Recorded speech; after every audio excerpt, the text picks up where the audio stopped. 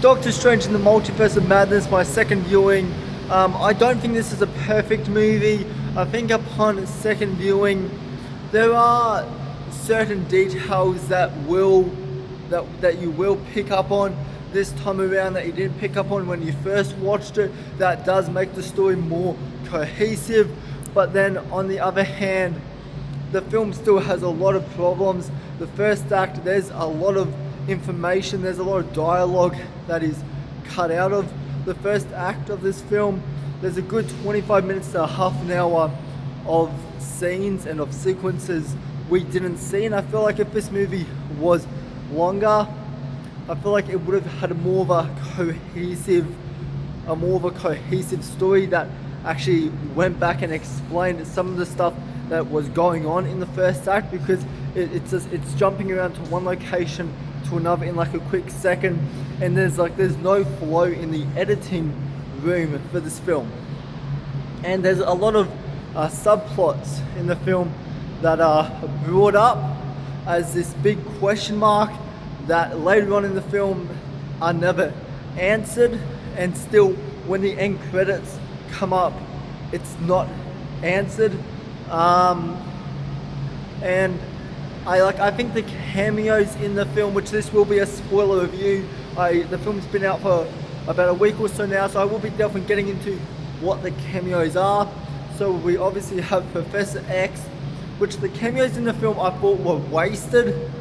Like, if they removed that whole segment of this film, I feel like it would be no different, because they don't really have an impact on the story or the film as a whole. They're more just there because every Marvel film has some sort of cameo in it. Because, spoilers, all of the cameo characters, all of the Illuminati characters die.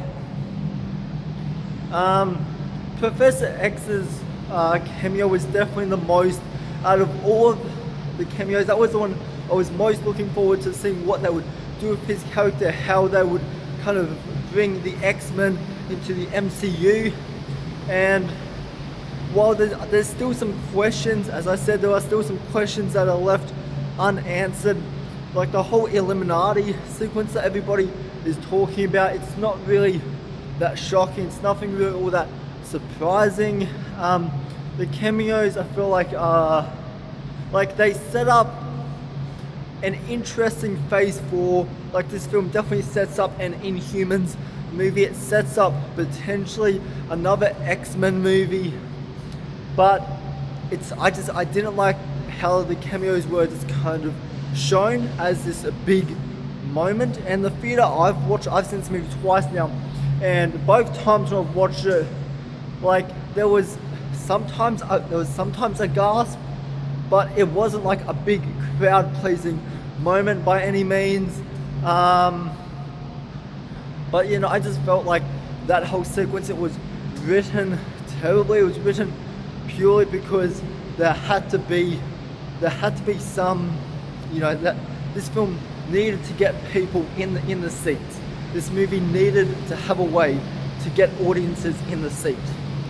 And I feel like putting Professor X in this movie and Patrick Stewart coming back, like, and having him in the trailer, I feel like that's enough. That's enough footage for people to go be like, I'm gonna go see this movie. And yeah, what they do with his character, like, I wasn't a big fan, but we have an Inhumans character here. We have John Krasinski playing Mr. Fantastic, which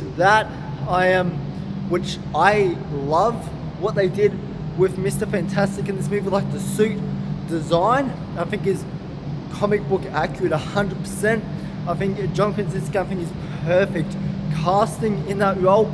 I'm excited to see the MCU's version of the Fantastic Four, and hopefully a better Fantastic Four movie than Fantastic and the other two Fantastic Four movies we've got with Chris Evans. But yeah, the cameos, they were okay at best. Definitely some of my least favorite in the Marvel Cinematic Universe. We have Bruce motherfucking Campbell Ash from Evil Dead in this film, playing a pizza guy. And like, I really like that. Sam Raimi directing, Bruce Campbell always has a cameo in his Spider-Man films, so it was really cool to see him in here, and he's also in the second after credit scene, and we see, I guess, a continuation of what was set up for him in his little cameo. But you know, I really like Bruce Campbell in this film. I thought all of the action and all the horror elements are spot on. I think this is definitely the darkest Marvel has gone, because that's the thing I haven't liked about Marvel in recent years, is the fact that they are going more comedic, and their films are more about jokes, not really about these characters' stories, are more about making people laugh. And so I was excited for this film because it was actually diving deeper into the characters and diving deeper into the story and what like Marvel fans kind of want to see out of a story like this. And I think the horror elements do showcase in this. There's certain camera shots in this and certain character movements that are directly from Sam Raimi's The Evil Dead franchise that I really liked. The film has a massive fucking kill count, like in that first sequence with Scarlet Witch, where she's, you know, taking out fucking everybody. Like, that's already like 100 people dead, and it just goes up and up from there. So this film has a massive kill count, and there is quite a bit of blood in here for a Marvel film, which I really like. This film definitely feels like a slasher film. Like if Marvel